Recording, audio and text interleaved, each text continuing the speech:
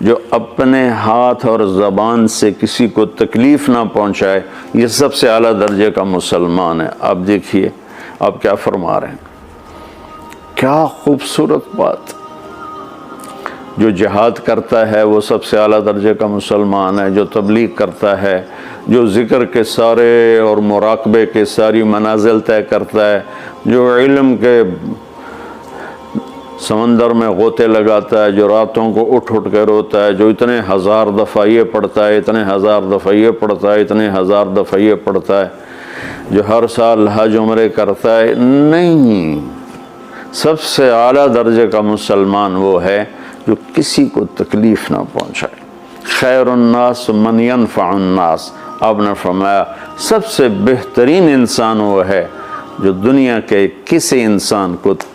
تکلیف نہ پہنچائے، نفع پہنچائے۔ انسان مسلم